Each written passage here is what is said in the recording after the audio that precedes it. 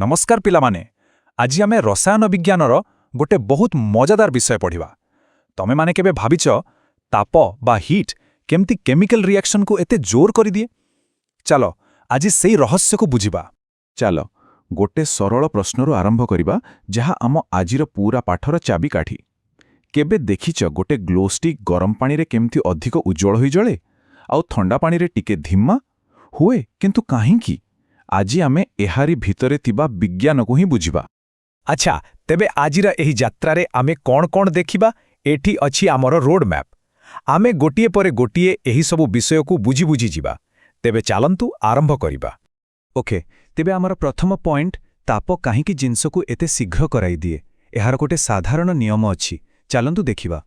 एटा गोटे बहुत गुरुत्वपूर्ण नियम मने रखिबो। रसायन विज्ञान रे कुहा जाए प्रति 10 डिग्री सेल्सियस तापमात्रा बढ़िले जे कोनोसी रासायनिक प्रतिक्रियार बेग माने तार रेट प्राय 2 गुण हो जाए। 2 गुण आउ एथिपाई तो गरम दिने खाद्य शीघ्र पची जाए आउ प्रेशर कुकर भितर रोसाई एते जल्दी हो जाए। किंतु प्रश्न हेउछि काहींकी तापमात्रार एमिथि कोन जादू अछि जे सबु किछि 2 गुण हो जाउछि। अच्छा एहार कारण हेउछि गोटे शक्तिर बाधा बा आमे ताको कहि परिबा गोटे एनर्जी हिल बा शक्तिर पहाड़। कल्पना करंतु जेमती किछि रिएक्टेंट्स को प्रोडक्ट्स रे बदलिबा पई गोटे बड़ पत्थर को पहाड़ ऊपर को ठेली नेबा को पड़िबो। सेही पहाड़ को पार न कले प्रतिक्रिया आगु को बढ़िबनी।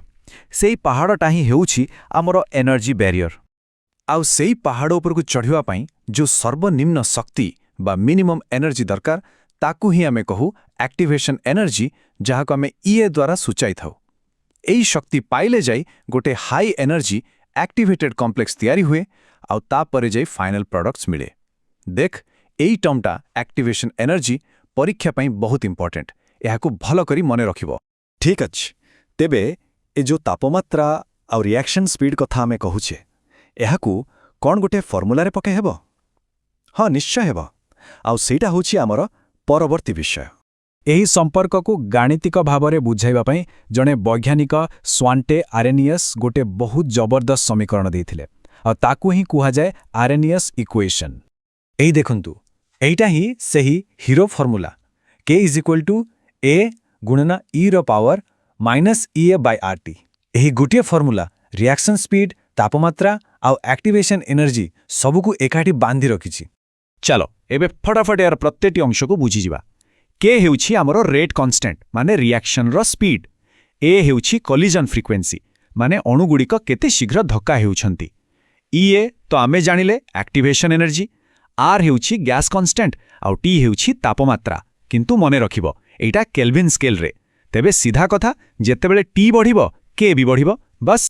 ठीक अछि फॉर्मूला तो देखिले किंतु याहार पछरे थिबा प्रकृत कहानी कोन माने आणविक स्तर रे मॉलिक्यूलर लेवल रे एमिति कोन होउछि। चलंतु सेई कहानी भितर को जिबा। एहा पछरे जो मुख्य तत्व अछि ताहा हेउछि कोलिजन थ्योरी। एही थ्योरी बहुत सरल कथा कहे रिएक्शन हेबा पई रिएक्टेंट मॉलिक्यूल्स गुडिक परस्पर सह धक्का खाइबा निहाती दरकार। बिना धक्का रे रिएक्शन नाही। किंतु एटी गोटे कथा अछि सबु धक्का समान नुहे। जेमिति क्रिकेट रे सबु बॉल रे चौका छक्का हुएनी सेमिति सबु धक्का रे रिएक्शन हुएनी। रिएक्शन पई गोटे इफेक्टिव कोलिजन दरकार आ ता पई दुईटा शर्त अछि। प्रथम धक्का खाउथिबा अणुमानक पाखरे पर्याप्त शक्ति थिबा दरकार माने तांकर काइनेटिक एनर्जी एक्टिवेशन एनर्जी टू अधिक हेबा दरकार। आ द्वितीय से माने सठिक दिगरे माने प्रॉपर ओरिएंटेशन रे धक्का खाइबा दरकार। तेबे एबे बुझा पड़ुछि तापमात्रार प्रकृत काम कौन। जेतेबेले आमे तापमात्रा बढ़ाऊ आमे प्रकृत रे अणुमानंकु अधिक काइनेटिक एनर्जी देउ। सेमाने अधिक जोर रे एपसेपट होंती और अधिकरु अधिक अणुंक पाखरे सेही ईए पहाड़ को पार करिबा पई दरकार हेउथिबा मिनिमम एनर्जी आसी जाए। एही ग्राफ को टिके देखंतु एहा हेउछि मैक्सवेल बोल्ट्जमैन डिस्ट्रीब्यूशन कर्व। देखंतु जितेबेले तापमात्रा कम अछि T1 ईए लाइनर डाहण को केते कम अणु अछंती किंतु जेमेति ही तापमात्रा बढ़ी T2 हैला देखंतु सेही ईए लाइनर डाहण को थिबा अंचल केते बढ़ी गला। एहार अर्थ अधिक तापमात्रा रे अधिक संख्यक अणु एबे रिएक्शन करिबाकू प्रस्तुत फलरे इफेक्टिव कोलिजन बढ़िबो आ रिएक्शन फास्ट हेबो। अच्छा किंतु सबु बारे तो तापमात्रा बढ़ाइबा संभव नहे ना। तेबे कोन आउ किछु उपाय अछि रिएक्शन को फास्ट करिबा पई बिना तापमात्रा बढ़ाई। हाँ बिल्कुल अछि ଆଉ ସେ ଯାଦୁକରୀ ଜିନିଷଟା ହେଉଛି କ୍ୟାଟାଲିଷ୍ଟ। ତେବେ କ'ଣ ଏହି କ୍ୟାଟାଲିଷ୍ଟ? ଏମିତି ଗୋଟେ ପଦାର୍ଥ ଯାହା ରିଆକ୍ସନର ସ୍ପିଡ୍ ବଢ଼େଇ ଦିଏ କିନ୍ତୁ ନିଜେ ସେଥିରେ ଖର୍ଚ୍ଚ ହୁଏନି। ରିଆକ୍ସନ ଶେଷରେ ସେ ଯେମିତି ଥିଲା ସେମିତି ବାହାରି ଆସେ। ଏହାକୁ ଆମେ ଗୋଟେ କେମିକାଲ ମ୍ୟାଚମେକର ବି କହିପାରିବା, ଯିଏ କାମ କରେଇ ଦିଏ କିନ୍ତୁ ନିଜେ ଦୂରେଇ ରହେ। ଆଉ ଏହା କାମ କରେ କେମିତି? ମନେ ଅଛି ସେ ଆକ୍ଟିଭେସନ ଏନର୍ଜି ପାହାଡ଼ କଥା? କ୍ୟାଟାଲିଷ୍ଟ କ'ଣ କରେ ଜାଣିଛନ୍ତି?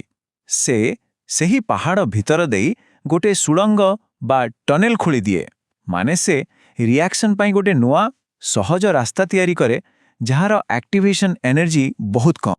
ଏଇଠି ଦେଖନ୍ତୁ କେତେ ସ୍ପଷ୍ଟ ଭାବରେ ଦେଖାଯାଉଛି ବିନା କ୍ୟାଟାଲିଷ୍ଟରେ ପାହାଡ଼ଟା କେତେ ଉଚ୍ଚା, କିନ୍ତୁ କ୍ୟାଟାଲିଷ୍ଟ ବ୍ୟବହାର କଲା ପରେ ସେ ପାହାଡ଼ଟା କେତେ ଛୋଟ ହେଇଯାଇଛି। ତେଣୁ ଏବେ ବହୁତ କମ୍ ଏନର୍ଜି ଥିବା ଅଣୁ ବି ସହଜରେ ଏହି ଛୋଟ ପାହାଡ଼କୁ ପାର କରି ପ୍ରଡକ୍ଟସରେ ବଦଳି ପାରିବେ। ବହୁତ ବଢ଼ିଆ, ଆମେ ପ୍ରାୟ ସବୁକିଛି କଭର କରିସାରିଲେ। ଚାଲନ୍ତୁ ଏବେ ଥରେ ଶେଷରେ ସବୁ ମୁଖ୍ୟ ପଏଣ୍ଟଗୁଡ଼ିକୁ ରିଭାଇଜ୍ କରିନେବା। ତେବେ ଆଜିର ପାଠର ମୁଖ୍ୟ ଶିକ୍ଷା କ'ଣ? ପ୍ରଥମ, ତାପମାତ୍ରା ବଢ଼ିଲେ ରିଆକ୍ସନ ଫାଷ୍ଟ ହୁଏ। ଦ୍ୱିତୀୟ, ଆକ୍ଟିଭେସନ ଏନର୍ଜି ବା ଇଏ ହେଉଛି ସେହି ମିନିମମ୍ ଏନର୍ଜି ବାଧା। ତୃତୀୟ, ଆରେନିୟସ୍ ଇକ୍ୱେସନ୍ ଏହି ସମ୍ପର୍କକୁ ଗାଣିତିକ ଭାବରେ ଦେଖାଏ। ଚତୁର୍ଥ, ଇଫେକ୍ଟିଭ କଲିଜନ୍ ପାଇଁ ପର୍ଯ୍ୟାପ୍ତ ଶକ୍ତି ଆଉ ସଠିକ୍ ଦିଗ ଦରକାର। ଆଉ ପଞ୍ଚମ, କ୍ୟାଟାଲିଷ୍ଟ ଆକ୍ଟିଭେସନ ଏନର୍ଜିକୁ କମ୍ କରି ରିଆକ୍ସନକୁ ଫାଷ୍ଟ କରେ। ବସ୍ ଏତିକି। ଯିବା ଆଗରୁ ସମସ୍ତଙ୍କ ପାଇଁ ଗୋଟେ ଛୋଟ ପ୍ରଶ୍ନ। ଆମେ ତ କ୍ୟାଟାଲିଷ୍ଟ କଥା ପଢ଼ିଲେ, ଟିକେ ଭାବି ଦେଖିଲେ ଆମ ନିଜ ଶରୀର ଭିତରେ ଏହି ମୁହୂର୍ତ୍ତରେ ଲକ୍ଷ ଲକ୍ଷ ରିଆକ୍ସନ ଚାଲିଛି। ତେବେ ସେଠି କିଏ କ୍ୟାଟାଲିଷ୍ଟ ଭଳି କାମ କରୁଛି? ଆମ ଶରୀରର ବାୟୋଲଜିକାଲ କ୍ୟାଟାଲିଷ୍ଟ କିଏ? ଚିନ୍ତା କରନ୍ତୁ। ଆଶା କରୁଛି ଆଜିର ଏହି ଆଲୋଚନା ସମସ୍ତଙ୍କୁ ବୁଝିବାରେ ସାହାଯ୍ୟ କରିଥିବ। ଯଦି ଏହି ପାଠଟି ଭଲ ଲାଗିଲା ତେବେ ଭିଡିଓକୁ ଲାଇକ୍ ଆଉ ଚ୍ୟାନେଲକୁ ସବସ୍କ୍ରାଇବ୍ କରିବାକୁ ଭୁଲିବେନି।